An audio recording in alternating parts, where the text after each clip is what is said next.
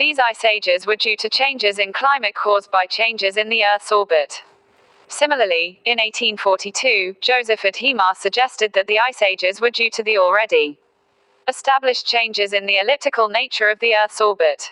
Every year, the Earth completes one orbit around the Sun. However, this orbit is elliptical and not circular. Currently, the Earth is closest to the Sun about 2 weeks after the December solstice during the Northern Hemisphere winter, and farthest away about 2 weeks after the June solstice during the Northern Hemisphere summer. This 2-week difference is not constant.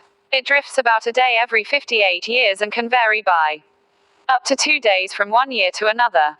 Today, TSI is 6.7% greater in January when the Earth is closest to the Sun than in July when it is farthest away. Because the seasons are reversed between the northern and southern hemispheres, this means that the northern hemisphere winters and summers are a bit milder than the southern hemisphere equivalents. However, the shape of the Earth's elliptical orbit is not constant. Due to the gravitational effects of the Moon and planets, it can vary approximately every 100,000 years from being nearly circular to being more elliptical. Other long millennial period changes also occur in the axial tilt and precession of the Earth itself, the change in the orientation of the Earth's axis, which could also give rise to changes in the amount of TSI reaching the Earth throughout the year. Thus, it may not be entirely coincidental that the word climate can be traced to the Greek word klima, which means inclination, slope, or latitude. In 1920, Milutin Milankovitch explained how the full set of cyclic variations in the Earth's elliptical eccentricity, axial tilt, and precession caused distinct variations in the incoming solar radiation at different latitudes and change on multi-thousand-year timescales. His mathematical solutions are known as Milankovitch cycles. The changes in the solar luminosity mechanism. Besides the effects on TSI due to orbital changes, we also must consider that the Sun is not a constant star, i.e., the amount of sunlight the Sun produces every year is not constant. Every so often, dark areas, called sunspots, occur on the Sun's surface.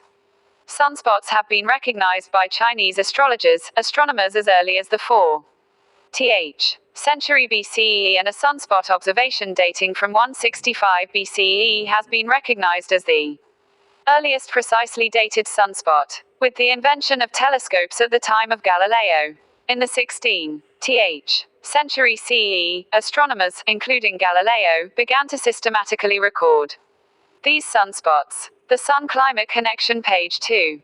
We now know that the occurrence of sunspots is quasi-periodic, or quasi-cyclical, with periods of about 11 years between the maximum and minimum number of sunspots on the surface. We say these sunspot cycles are quasi-periodic because although the average length of a cycle is about 11 years, the exact length of each cycle can vary from as short as 8 years to as much as 14 years. However, from around 1645 to 1715 CE, known as the Maunder minimum, virtually no sunspots occurred on the Sun's surface. Since the discovery of sunspots, much debate has occurred over what effect, if any, they have on the Earth's climate. Some people maintained that since sunspots are dark, an increase in their number would reduce the amount of light given off by the Sun, and this would reduce the amount of TSI arriving at the Earth, making the Earth colder.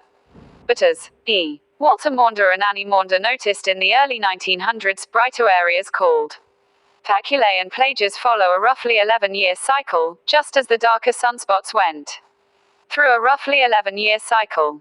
The increase in the energy from faculae could equal or exceed the reduction caused by sunspots depending on the ratio of sunspots to faculae.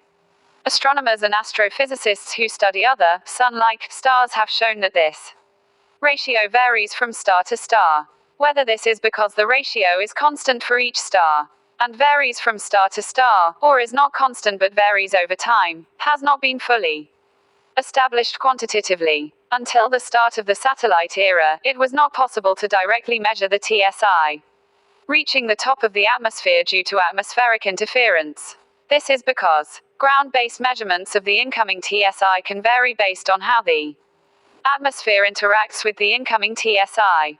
However, starting in the late 1970s, satellites orbiting the Earth have been able to make TSI measurements Unfortunately, due to the short orbital life of these satellites, you must stitch together the records from each of the satellites to get a continuous record of TSI for the satellite era. This is not an easy endeavor. Satellite orbits change over their lifetime, their instruments degrade, and different satellites have different instruments to stitch the TSI records from each of the satellites together. They must be calibrated relative to each other. Several plausible TSI composites exist, some of which imply quite different trends in TSI. Over the satellite era, of the two main rival TSI composites, the ACRIM group finds a positive trend in TSI during the 1980s and 1990s, while the PMOD group finds a negative trend over the entire satellite era from the 1970s to present day. By comparing each of these composites to various proxies for TSI such as sunspot numbers, sunspot sizes, faculae numbers and sizes, 10.7 centimeters microwave emissions, and variations in the Earth's magnetic field, it is possible to find different reconstructions of TSI going back over at least the last 150 years.